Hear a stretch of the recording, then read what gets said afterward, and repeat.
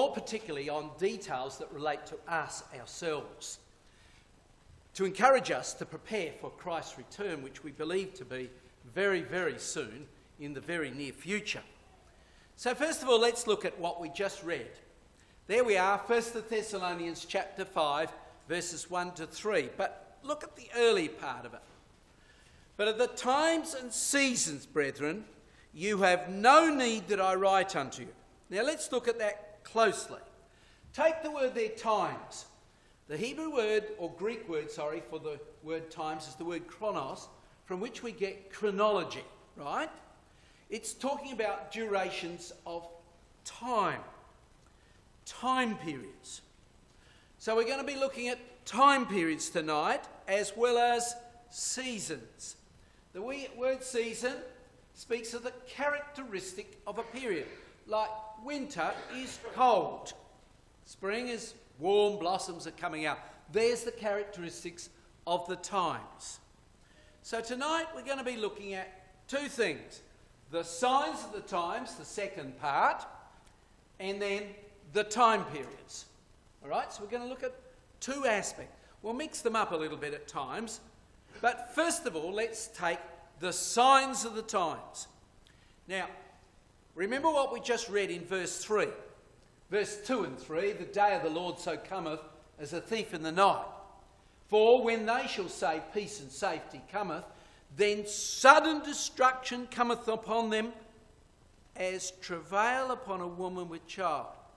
And mothers know that when finally the birth comes, the birth pangs come faster and faster and faster, don't they? Until the birth comes to us. And so what we're being told is that as Christ's return comes near, the events are going to go faster and faster and faster until the Lord is here.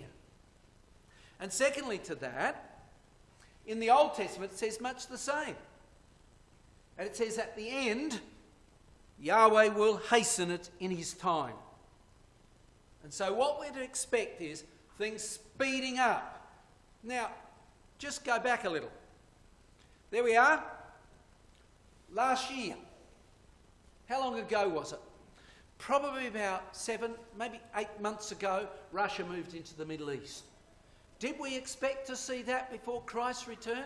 We know it had to come, but I personally felt that we might even be called to judgment before that happened. And yet we've seen it. And of course, as we saw the other night, Russia swept in with her aircraft into here. Huge numbers. With her ships, with weaponry into here. And then over a period of 5 to 6 months, she bombarded Syria, virtually on the borders of Israel. Virtually on Israel's borders. She absolutely devastated the area. There's Aleppo, up here. She absolutely devastated. Oh yes, many of the other nations were with her. Afghanistan, Iran, and they were supporting her, along with Iraq, fighting on the ground, but she came in and bombed these areas, absolutely devastating them. So much so that people fled. 70,000 fled from around the Aleppo area to Turkey, begging to cross the border, begging to get out of this area. Here they are, on the border. And it didn't stop there. 70,000, it grew to 600,000. The numbers were huge. It was terrifying, to say the least. And we saw this last time, didn't we? Here we can see many of the Arabs also fled to the south. We don't hear much about that. We hear about them going into Europe, but they were also fleeing to the south, into Jordan. Not many want to go there and live in those sort of tent camps. But you can see the scenario building up. And that was last year dominantly. And then you come to this year. The situation building up so bad in the area of Jordan, with the refugees coming in. What did the king of Jordan do? King Hussein? He got in a plane and flew to Moscow. He begged Moscow to help them. Jordan's refugee crisis. King Abdullah and his chief of staff hurried over to Moscow in an effort to stave off the number of refugees being driven down here. Why? Because Russia's coming in and bombing them, right up to the border of Israel. Right up to the border of Israel. And after that, she said she left. She said, March, only a month or two ago, Putin says we've left Syria. Pack of lies. Absolute pack of lies. He brought back about 3 or 4 plane loads so they could make a movie of them coming off the plane. They had left. And he's continued to build up equipment into that area. And as well as that, she's now building out in this area here a new base in Iraq. New airport base. So she can bomb this area further if she wants from the other side. Things are building up all the time. And here we are. One of Israel's arch enemies to the north in southern Lebanon, the Hezbollah. Okay? One of the arch enemies of Israel is being supported by Russia. Russians let the Hezbollah into Daria, over here. Okay? Breaking their promise with Israel. They said to Netanyahu, we won't let them come near you. You'll be safe. Deceiving Israel somewhat. And they seem to be still deceived to some degree. So, Debka says it's a critically dangerous event for Israel by Russian forces. And so those Russian forces are in this area here. The Bible tells us in Isaiah 17 that finally Damascus will be devastated. And I believe, as Brother Thomas states, by Russia. And then they will move down then also Russian troops into the area of Jordan, and later, ultimately into the area of Israel, as we know, through to Egypt, back to Jerusalem, and the Battle of Armageddon is fought. But at this stage, that's probably still a long way off, because yet she's got to get Europe on her side. She's got to get Europe fighting with her in the Middle East. Some have been doing some already. We saw that in the lecture. But nothing to the numbers we expect from Ezekiel 38, Daniel 11. But look, Russia teams up with the US to try to force Israel to abandon the Golan Heights. Said to Israel, see these Golan Heights here? I know you've got soldiers here defending this area here, but this area is still the Golan Heights. You should abandon it. You took it in 1967. Why should you hold on to it? Give it up, says Russia. And America supported it. But Netanyahu, Prime Minister of Israel, said this. For 49 years, exactly right, for 49 years, that area has been controlled by Israel and it's been in a state of peace. Why should we abandon that area? Why should we back out of it? Israel will never withdraw from the Golan Heights. And so, there is the scenario we see taking place in the Middle East at the moment. Russia's there. She's got the right allies. The ones that we would expect in the Middle East. From Pakistan, the borders of India, right through to Iraq. Allied with her in her operations in Syria. And meanwhile, huge numbers are abandoning that area. Huge numbers are desperately going across the borders into Turkey and trying to go into Europe. Now, a deal has just been struck with Turkey to cause Turkey to keep some of them back in that area. And Turkey has said, we will. We'll restrain the numbers. We'll accept some back from Europe, provided our population of 70 million have the right to go into Europe at any time, borderless. We can go in there without passports, like any of the EU members, and they agreed. What's that going to do? Only create more chaos, more difficulty for Europe. And so, what's the effect of these migrants in Europe? I think two effects. One, terrorism. Two, we'll look at it a little later. Let's take the first point, terrorism. And remember, much of this is happening at a huge pace. It's coming faster and faster and faster. So here we are last year, September, 4,000 a day coming. And now, they're sweeping into this area. And people are terrified of what's happening. Israel warned that that would be the case. Before the terrorists even came, in the huge numbers they've been coming at, going back, look at the date, quite some time ago, Israel said thousands of Al-Qaeda terrorists, nowadays we might call them ISIS, are on the loose in USA and Europe under the radar of Western intelligence. They don't know they're there. At that point, they reckon there was 11,000 Islamic terrorists in Europe and somewhat in America that got in. And they were talking, look at the date, some time ago. They're a constant commute. They're moving from the Middle East to North Africa to Europe, priming for a lethal attack. The time will come, they say. And now that's being reinforced. Even the BBC's agreeing to that. As these numbers pour in, look, that's this year. Supreme Commander of NATO says they were weaponising migrants. Russia was supporting the arming of these migrants to destabilise and undermine the whole continent of Europe. He also suggests criminals, extremists and fighters were hiding in the flow of the migrants.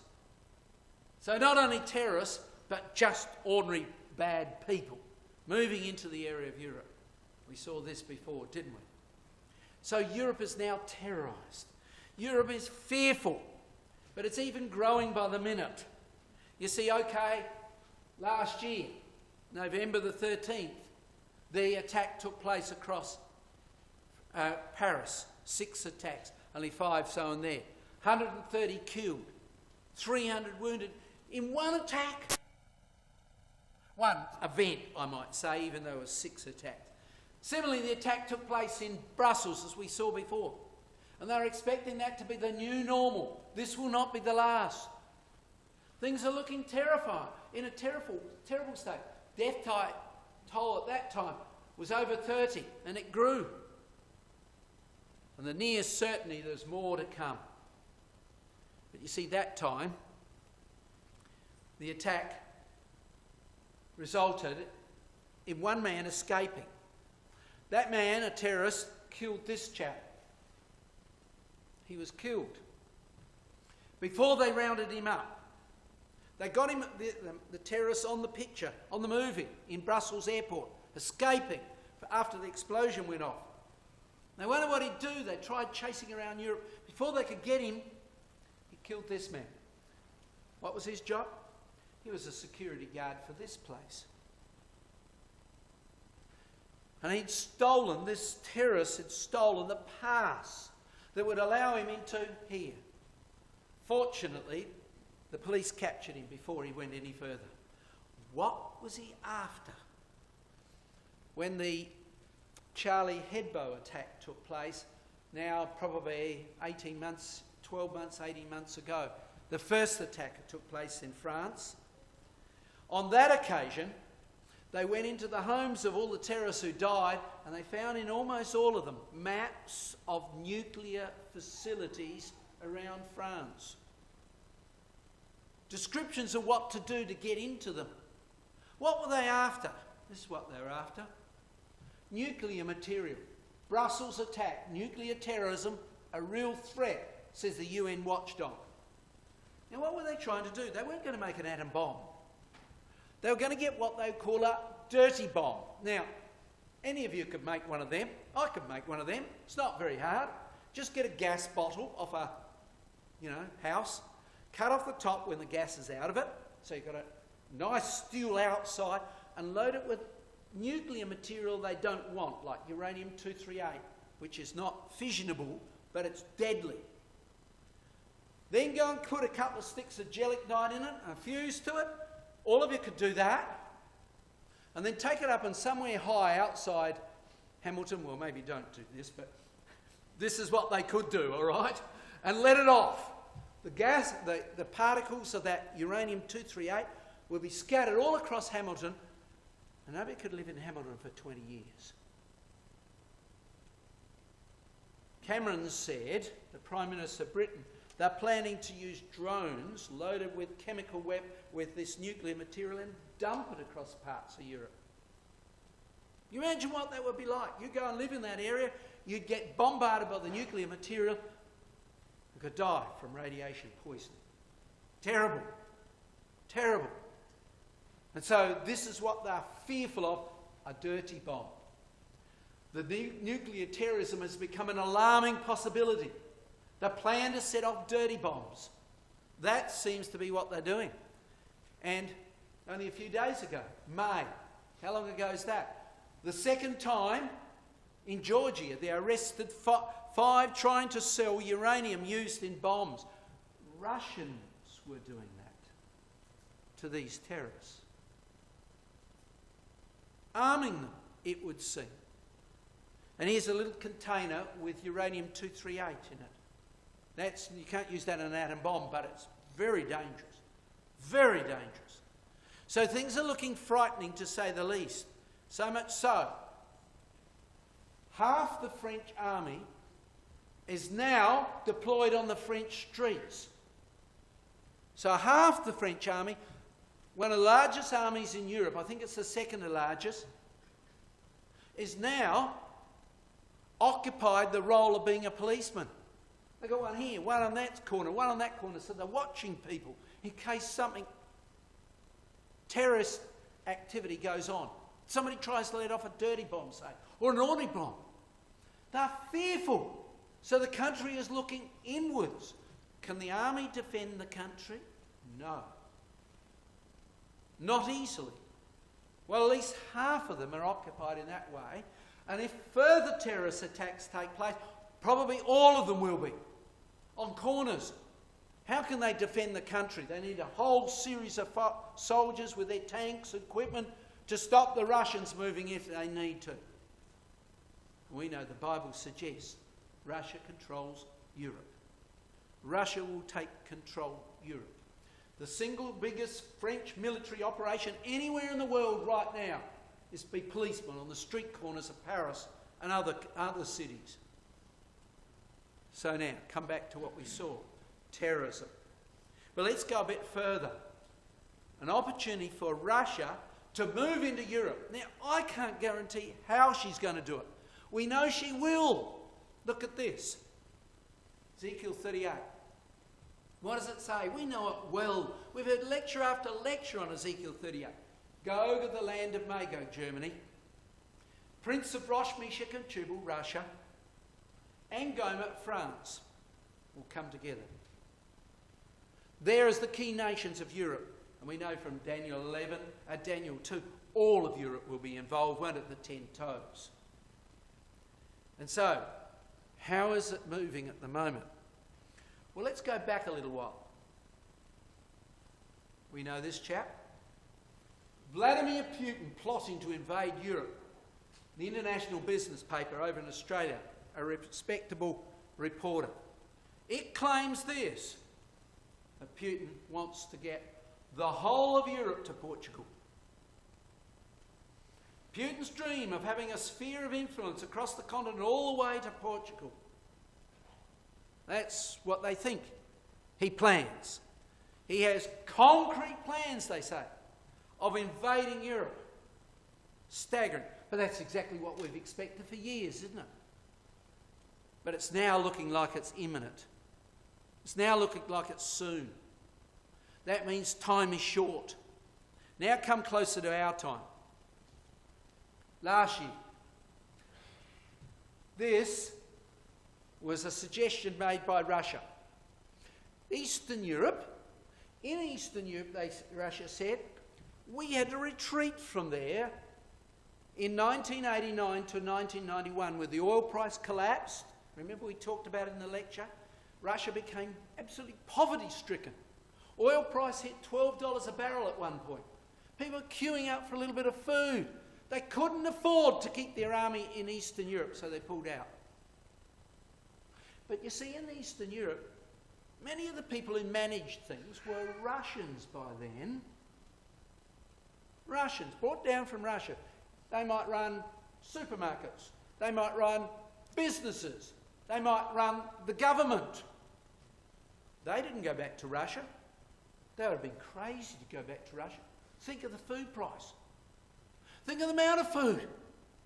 They stayed home. They stayed back there in Eastern Europe. So Estonia, Latvia, Lithuania, Romania, Bulgaria, we could go on. Those countries have got large numbers of Russian-speaking people in them. Putin's contacted them. Said this: if you've got anybody in your family who are 18 to 30-year-old, and they speak Russian, obviously left behind after Russia retreated, they're eligible to list in the Russian army and be paid now. They can be part of our army. They don't wear the uniform. They just merge. They're in the whole of this Eastern Europe area. And when we call on them, they're to fight. What does that mean? Well, it means this: that in those countries there's insurrectionists who are pro-Russian. Go to Estonia. 76% of the population are Russian-speaking. Come down one country, Latvia. It's around about 60-something, I think about 64%. Come down to Estonia, 50-something%. Over half of the people could turn in a moment and become supporting of Putin. And that goes through much of Eastern Europe. It doesn't stop there.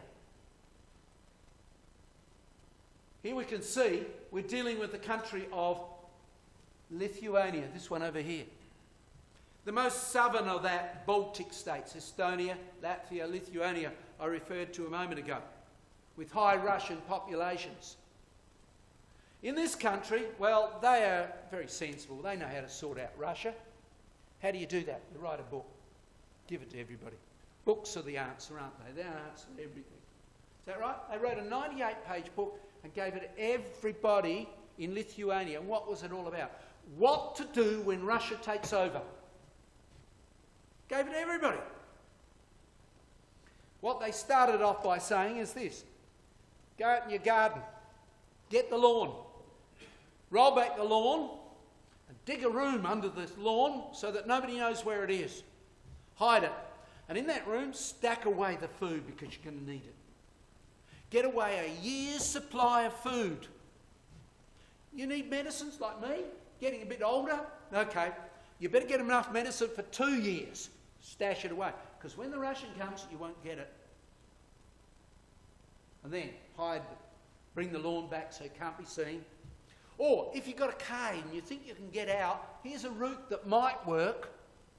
Oh, you've got a yacht, you can sail. Here's some bearings that might get you into Germany or other parts of Europe.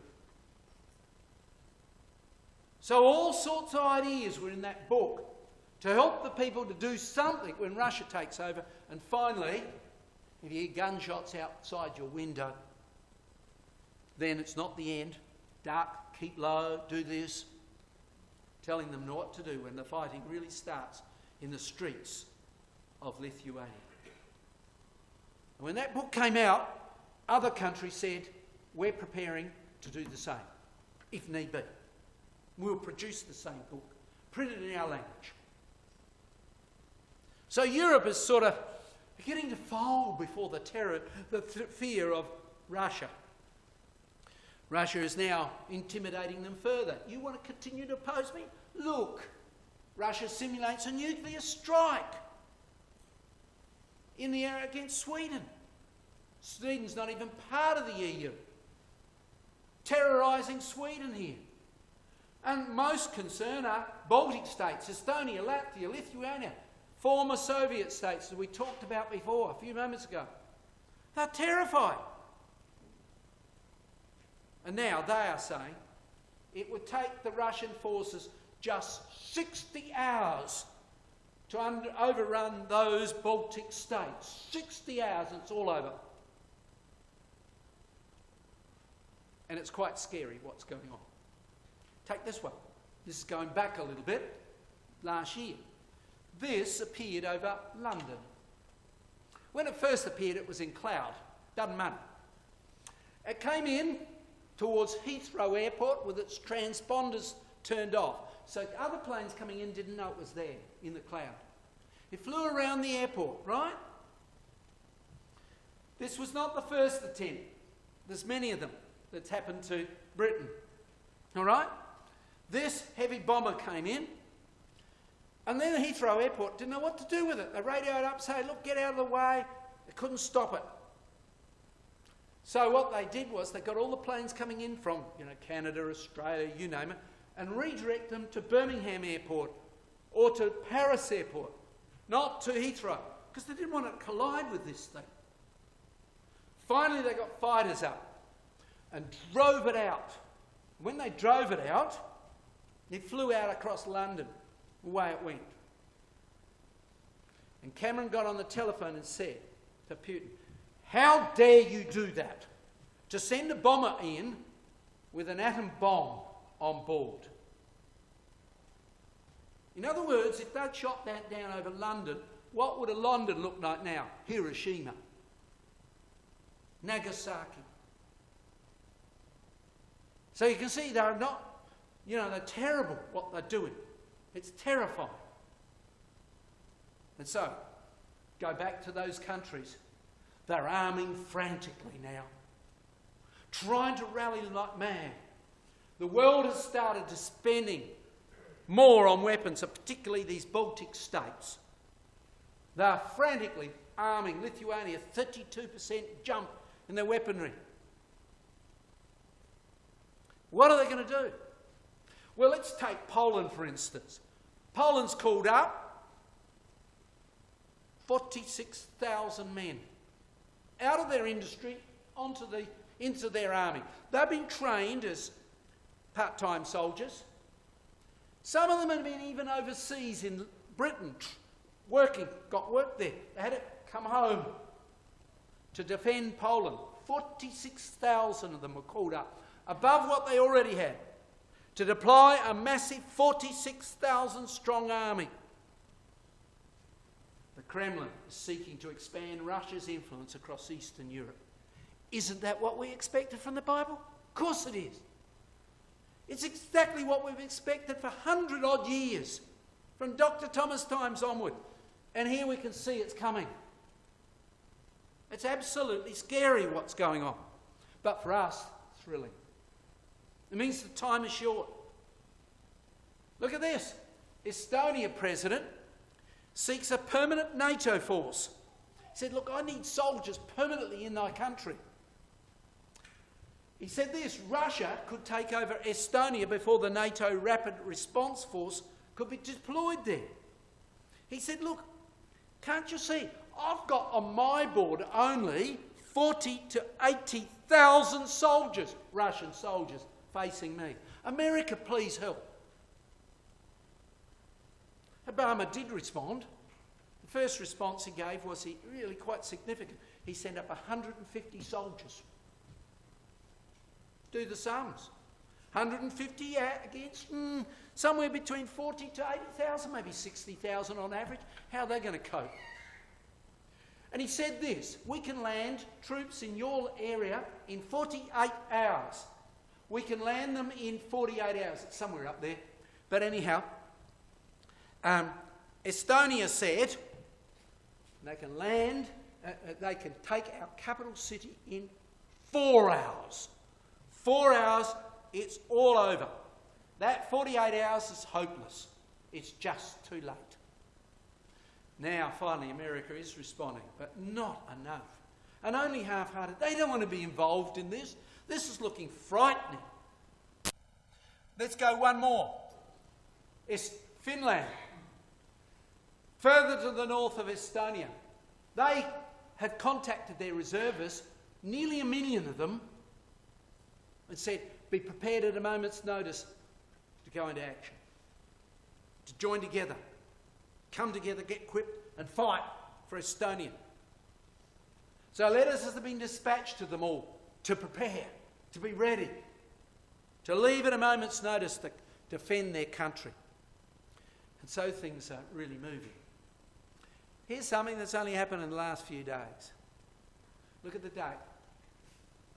Over to the back end of Turkey, here's Turkey, sorry, over here, Georgia has had some troops put into it by America. America has now sent them into there, some 650 US troops, 100 British troops, and the consequences of it is Russia slams upcoming US Georgia military drills. Says, what the heck are you doing? Justification for us to go to action. You are provoking a war, America. You are provoking a war, Britain. Of course they're not. They're trying to defend. But Russia's using that as justification to say things are looking pretty frightening. We're ready to go to war against these countries who are getting American troops in and British troops in and so on. Of course, it's totally the other way round, isn't it? Same happened this week in Romania. America has promised some troops to go into Romania and missiles to go into Romania. They say it's to defend against Iranian weapons. Russia says it's aimed at us. Therefore, we are justified to put more troops on the borders of Romania. So the scenario, as we saw the other night, is this. Here it is, isn't it? Russia. A little token. Oh, NATO's doing something now. And everybody's hoping like heck that'll work. Well, we know it's not going to. Just to take the troops that have been called up and put on the scene, NATO's got about 4,000. And the minimum number Russia's got there, or called up over the last year, is around about 1,300,000. Above what is her already size, the already size of her army. Above that. So you can see where they're going. And so, look at this. Only a few weeks ago, World War III hangs by a thread. Russia threatens Europe, US sends troops, the tensions are rising in the European area, and it could lead to World War III in a moment. That's what they're saying. How long is it going to be? We don't know. How's it going to be achieved? We don't exactly know. But it looks like much of Europe is going to dissolve away in it because of the problems of the immigrants, the migrants. Their capacity to defend themselves is becoming weaker and weaker internally. At the same time, they're moving, trying to get a few troops through the borders, but it's going to be nothing. And it looks like Russia, whenever it wants to make its move, will make its move. One way or another. Either by invasion or maybe by stimulating the terrorism so the countries fall apart internally. But now move on. Another key thing we know. Britain's got to leave Europe. Son of man, set thy face against Gog of the land of Magog, Gomer. So there we are talking about Germany and France. And in verse 13, a different block, a different power group, the merchants of Tarshish shall say unto thee, hast thou gathered thy company to take a prey? So there are two antagonistic groups.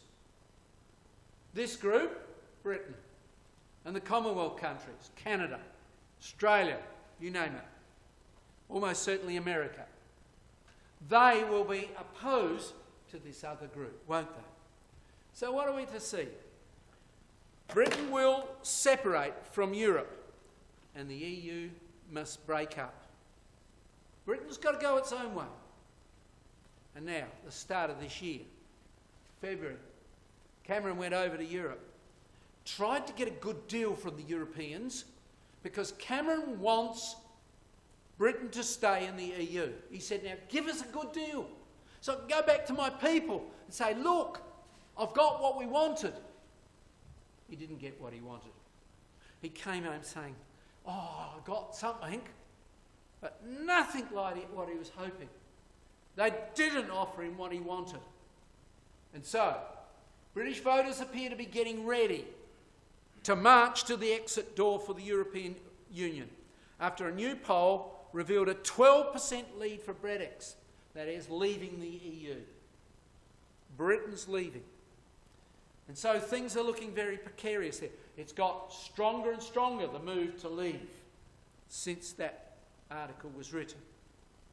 What's going on in Europe? Europe will fall amid terror, a migrant strain. Well, that's what we've been talking about, haven't it? Here we are, the Express and London paper. And it's starting in Germany amidst the EU head. What's going on? Well, the EU will crumble. It's falling apart. Economically, it's in a real strife. Look at this. Another reason to leave, the EU economy is decaying. Why, Britain, tie yourself up with an economy that's in a hopeless state while Britain's booming? And Britain, if it stays in the EU, has got to help fund EU. Billions have to go over to the EU as part of the deal. So June the 23rd, 24th, Britain's going to vote. And scripturally, we would expect her to lead. Maybe not then. We don't know dogmatically, but it looks that way. Europe's economy is crumbling. It's falling apart. And so, as we saw the other night, Europe many years ago was invaded by the Huns, the Vandals, the Visigoths, the Burgundians, the 10 barbarian tribes, and now we're seeing the same again. This time it's Arabs. And if we take Genesis 16, his hand shall be against any man's hand, and it certainly seems that way. And so, here's Europe, as Stratfor said, March the 1st, 2016, the shape of things to come. Europe's looking destabilised. And he put some numbers on them. The area which was the old Iron Empire, you go through that area there, and there is 10 nations. 10 groups. You might count it slightly differently. It could be 11, it could be 12, doesn't matter. It could be 9. But it's about the right number. And that's what this key paper, Stratfor, stated. And so we can see things are an exciting situation. Europe is likely to break up, be allied itself with Russia, move with Russia into the Middle East, and Russia's already there, ready to go. All it needs is now Europe to fall into place. And that could all happen after Christ returns and raises the dead and judges those who are faithful. All right. But of the times and seasons, brethren, ye have no need that I write unto you. I want to talk about times for a minute. We'd like to know this, wouldn't we? If we knew that, we'd have our bags packed, ready for signing on, wouldn't we? I don't suppose we're going to have to pack our bags, but you know what I'm saying. I'm proverbially saying that. Well, I want to go back a few years. I want to go back to the Second World War. In the time of the Second World War, this brother, Isla Collier, was written to by the brethren. During the early part of the Second World War, Russia joined with Germany to destroy Poland. They carved it up in half. Each took half. So the earlier part of the war, Rosh, Meshach and Tubal were allied to Magog. The brethren said, hey, this looks like Armageddon. Second World War is probably going to lead to Christ's return. And they were getting very excited about the prospect. So they wrote to him and said, is this right? And he said, I'm sorry, no. No, he said. I'll tell you what he said. If you want to know when the things are going to start to begin to lead up to Armageddon, he said, write down the date, 2015. Let's see what he said. I've shortened, of course, and it's been reprinted twice since then. As you can see, testimony 2004, and I think it was last year it was reprinted again. Okay?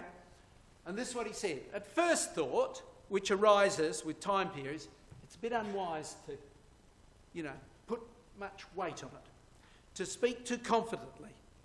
It's still worse an error, though, to be indifferent. After all, he's saying, there's a lot of dates in the Scripture. Not consequential. God didn't give them to us for no reason at all. We should know what they mean, don't we?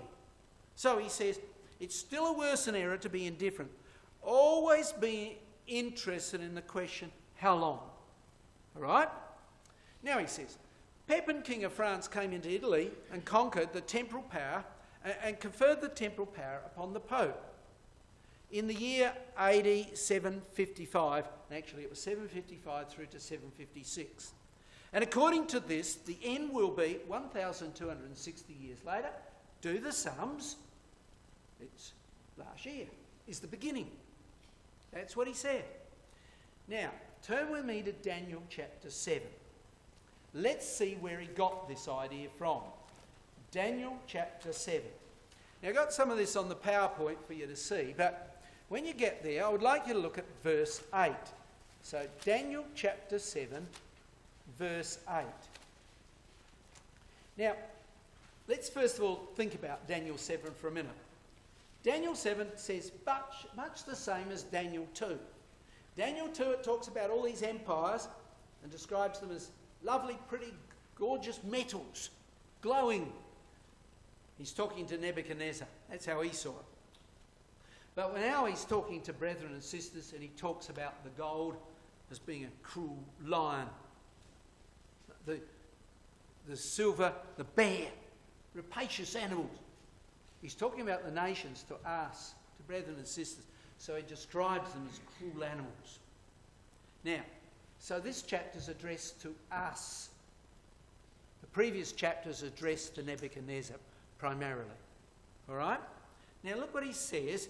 Let's read verse 8. And it's probably worth colouring in the green bits if you liked. Now, O king, I've got chapter 6. Let's try again. Chapter 8 and verse 8. Therefore,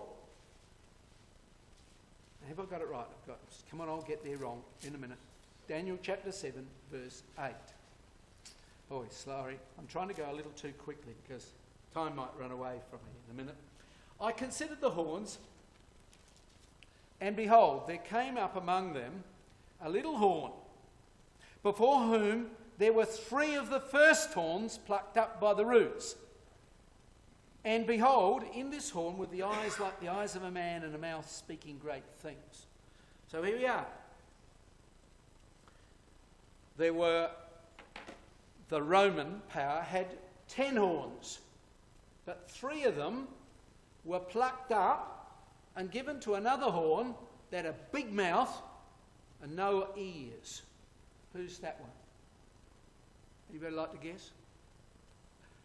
Well, I can see a smile here and there, and I know those people know. It's the Pope, okay? It was given to the papacy, okay? But we're not dealing with that particularly yet. I'll come with that in a moment. Then, within 2 verses always comes the word, and judgment will take place. Let's look again. It's the only thing that's repeated 3 times in this chapter is these 2 things. And here it is again. Look what he says.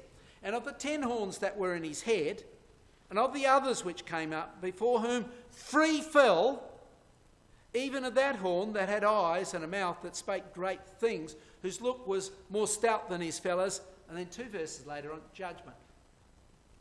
Look again. Verse 24. And he shall subdue 3 kings. And 2 verses later on, judgment. So let's tie them together. There they are. And they're linked. They're saying the same thing. Now, it's said 3 times in that chapter. Now, no other 2 subjects are dealt with in that chapter 3 times. That's why Brother Sully was very interested in this chapter and what was going on. Now, let's have a look at the history behind it. Well, 3 of the first horns were plucked up. Stated 3 times. There's the verses. Okay? Now, of the barbarians, the 10 came in and they took up states. These 3 were defeated by this man, Pepin of France.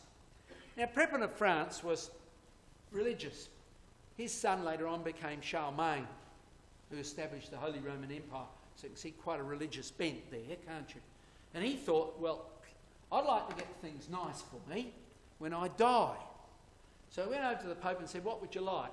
Oh, he said, I'd like some territory. I'd like some countries to rule over.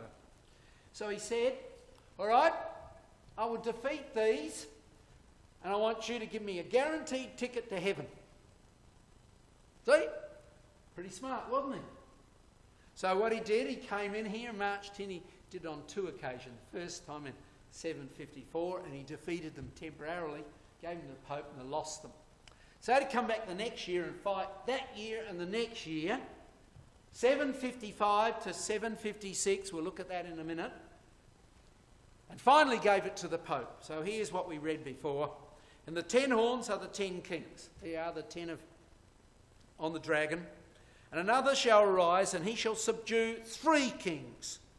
And he shall speak great words against the Most High, and shall wear out the saints of the Most High until times that are dividing at times. What's that period? It's 1,260 years, isn't it? Days for years. All right, so let's have a look at it. Here it was. The papacy took control of the region. 755, you go to Wikipedia, 755 to 756. All right? So there are the dates there. And 1,260. I should ask some of the young ones to do that, because they'll do it like that without a calculator, won't they? The answer is 2015 to 2016. I added one more year because we know that when Russia did go into the Middle East, it was about September. So over 2 years would bridge us into 2017. And so, let's think about it. What that means is this. The papacy took political control of parts of Europe, and it will remain for 1,260 years. All right? And at the end of that time, they will lose that temporal power. Now, have they still got it?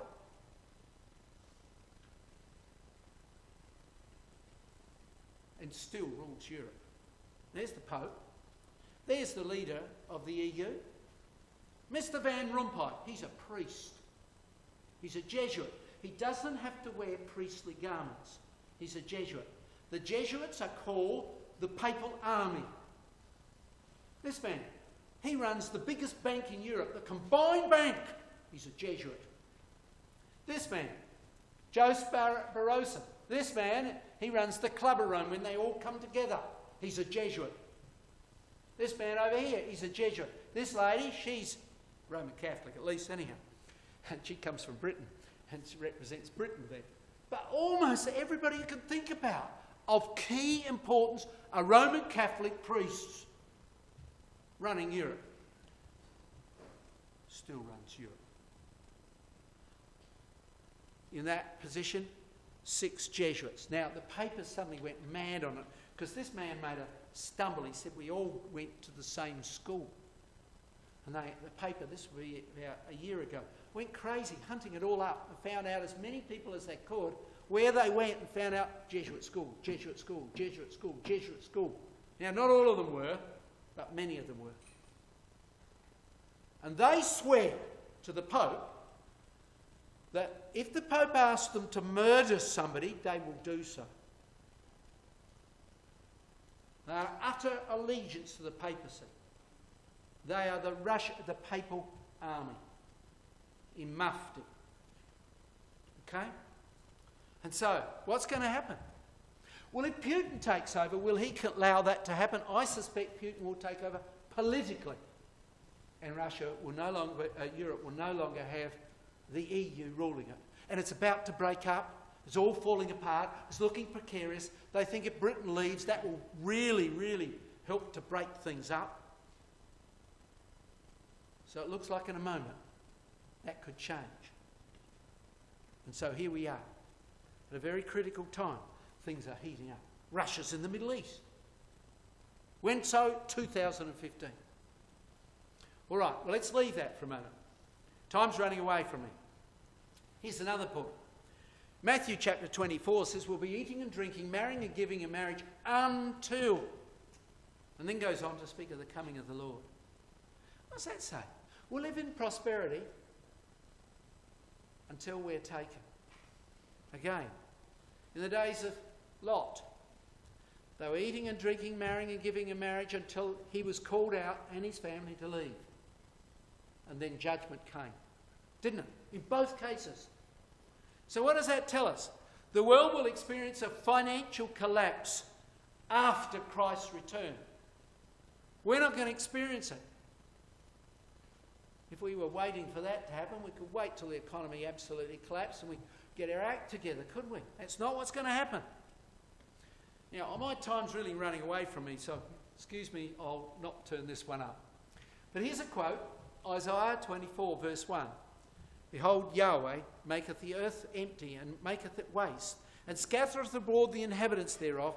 And it shall be as with the servant, so with the master. As with the maid, so with the mistress. As with the buyer, so with the seller, and so on. Brother Sully said this in his book, commenting on that chapter. The chapter goes on later on, and is quoted by Christ 6 times, or cited by Christ 6 times, in Luke chapter 21, which deals with Christ's return. That part of Luke 21. And he says this, commenting on that, this relates to our day. And he says, all confidence in the money market is gone, for there is neither buyer nor seller. Now this is what's to happen after we leave. All stocks are worthless, all bonds low, all security swept away, no banks, scarcely any money, little or no bread, food so scarce, every household desolate, a terrible state of things. My goodness, isn't it wonderful we got the truth? Isn't it? We're taken before that. Start of this year, the Reserve Bank of Scotland stated, look, sell everything to some of its key investors ahead of the stock market crash that's coming this year. That's what they said. Sell everything except quality bonds. Look at Europe. EU on the brink. Germany's biggest bank records shock losses, economic ruin of the Eurozone. This is the strongest economy in Europe, Germany, and it loses 2.1 billion in one quarter. So we see now, American dollar, if you've got one in your pocket, I've got one, it's changed its face. All right? They really say things are in a precarious situation. Double dollar tumbles as Fed rescues China. Why? Well, go back only a few days ago.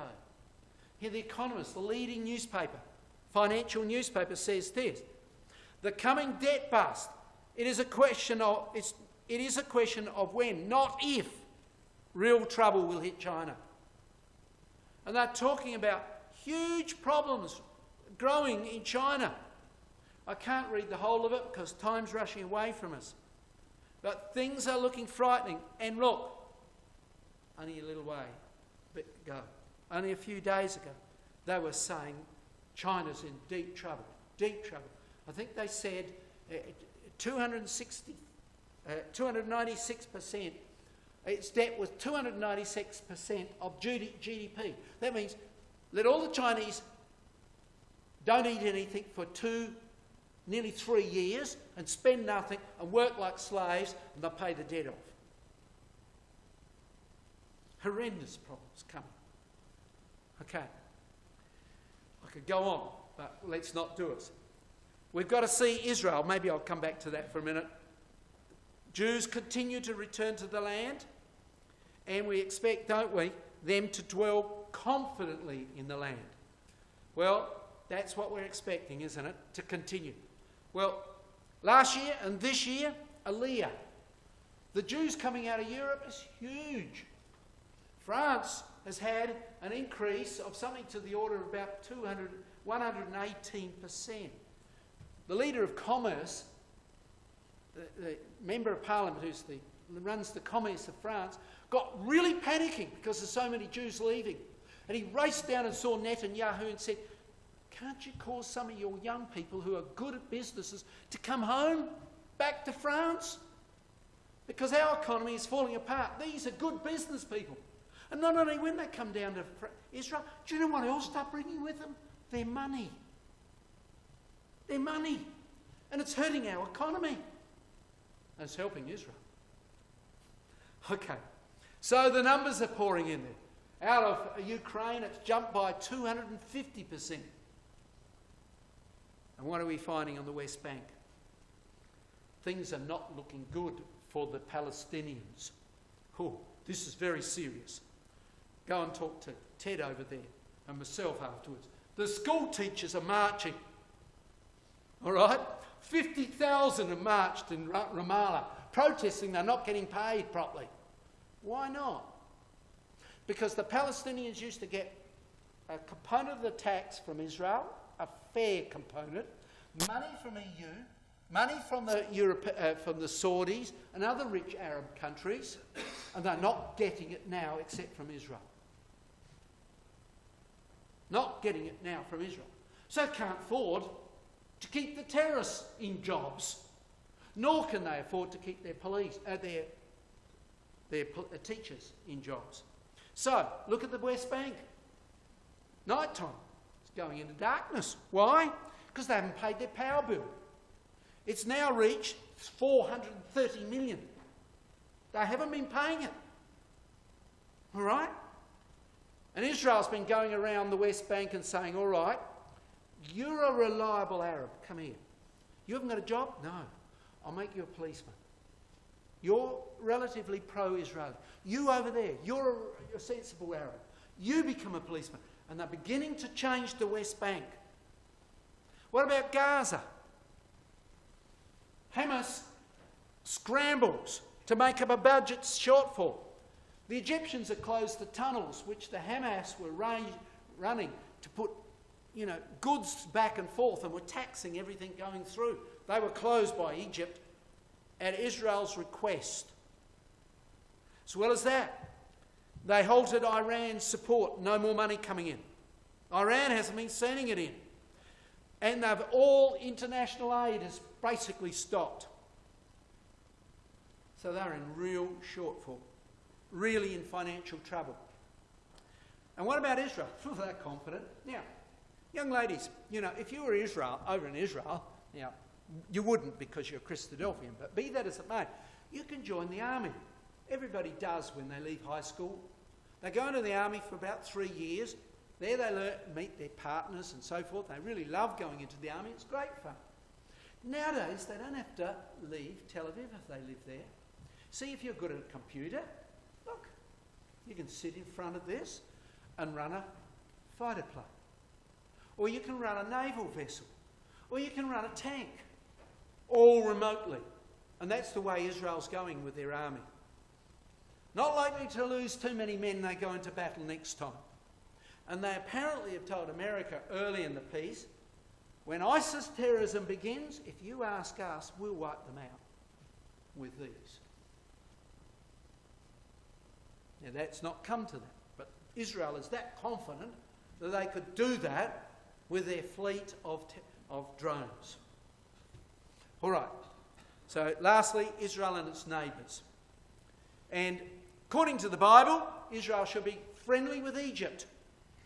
Egypt floods the Hamas tunnels in part due to Israel's request. The cooperation with Egypt is stronger than ever. They're getting on fine. Not only are they getting on fine with Egypt, with also Saudi Arabia. Saudi Arabia sees Israel as an ally. Why? Because over the other side of the Persian Gulf is the Iranians building nuclear weapons, some of which are aimed at Saudi Arabia. And they're saying, who can defend us? America? America says, oh no, we're not interested really. But Israel says, we can. And my goodness, they're starting to be very close friends with Israel. Not publicly, but privately. Look at this. Here's Jordan. A quiet alliance. Jordan and Israel cooperate on the rise. That's exactly what we expected from Scripture. We've got to expect Edom, Ammon and Moab, Jordan, Egypt, and of course the Saudi Peninsula area, Yemen, right through to Yemen, allied with Israel. And finally, as Daniel 11 says, coming to their defence. Well, time periods agree. Things are going very quickly. Here's the dates, some of the dates in Scriptures. All multiples of 7. Let's look at one particular one, the Jubilees.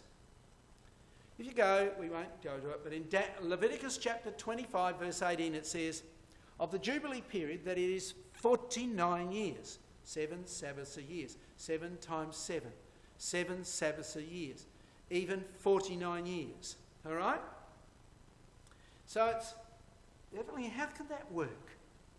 Ask yourself, what's a jubilee? Everybody says 50, don't we? You see, it works like this.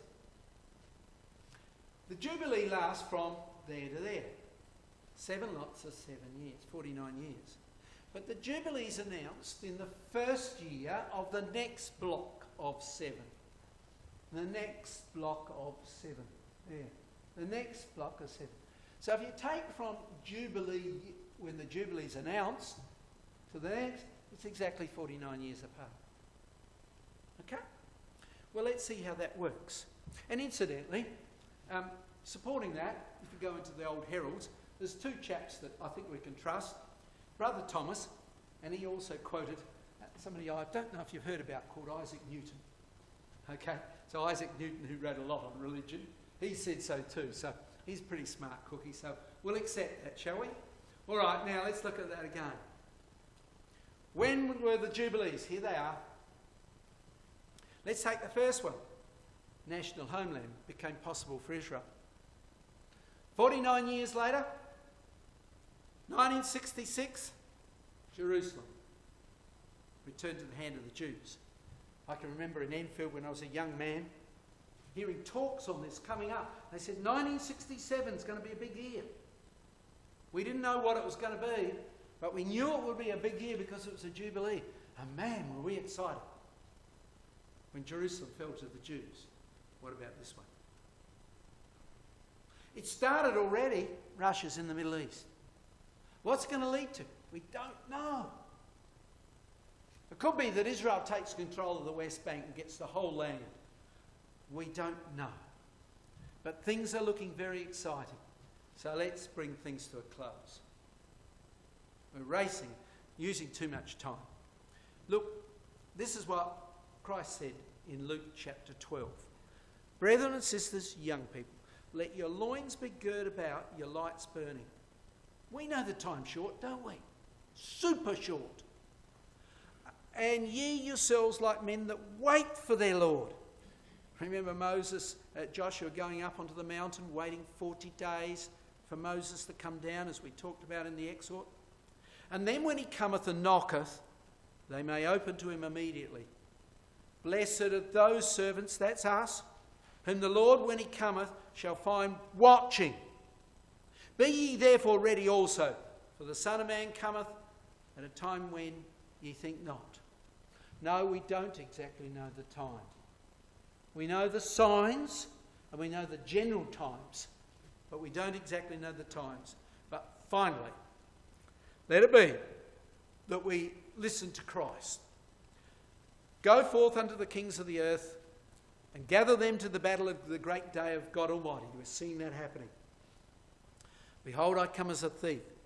Blessed is he or she that watcheth and keepeth his or her garments, lest he walk naked and they see his or her shame. Let it be, brethren and sisters and young people, that each and every one of us are prepared when Christ returns. It can't be far. Can't be far. There's so much happening. It is indeed very, very exciting up there. Thank you.